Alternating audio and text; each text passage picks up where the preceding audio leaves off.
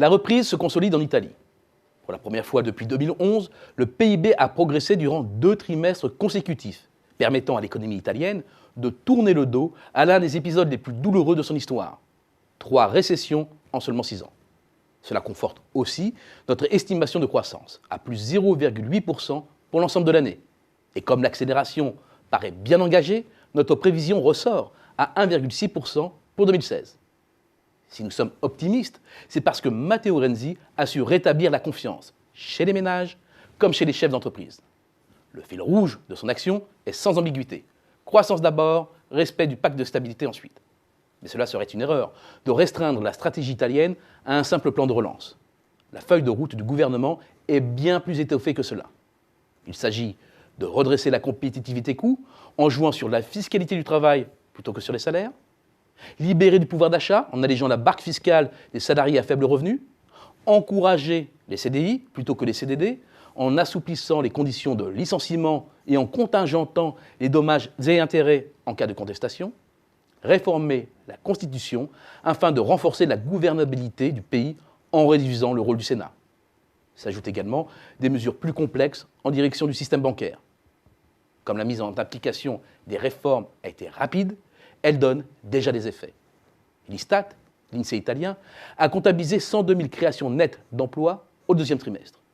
Bien sûr, les entreprises ont patienté pour recruter que le Job Act soit définitivement rentré en vigueur, reportant ainsi, en partie, sur le 2e trimestre les embauches prévues en début d'année. D'autant que la loi ne s'applique qu'aux nouvelles embauches. Mais la tendance de fond est bonne.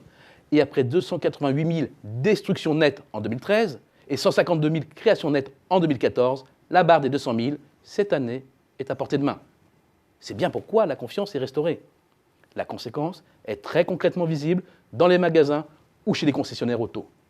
Leur fréquentation est en hausse, leur chiffre d'affaires aussi.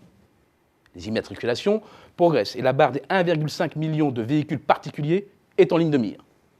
Cela serait la meilleure performance depuis le millésime 2011.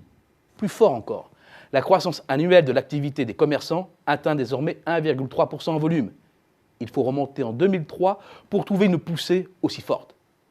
Et c'est en s'appuyant sur cette nouvelle vitalité de la demande domestique que l'industrie italienne parvient actuellement à remonter la pente, comme le montrent les trajectoires prises par les carnets de commandes suivant leur origine géographique. Aujourd'hui, la demande intérieure est l'élément porteur et il se substitue à une demande étrangère un peu moins dynamique. Finalement, le ralentissement des émergents dépeint un risque direct majeur pour l'Italie. Plus de commandes, c'est aussi plus d'activités en perspective et la mise en place d'un cycle de stockage et d'investissement, comme le suggèrent les tensions croissantes sur l'appareil productif et un taux d'utilisation des capacités de production passé au-dessus de sa moyenne de long terme. La machine italienne est relancée.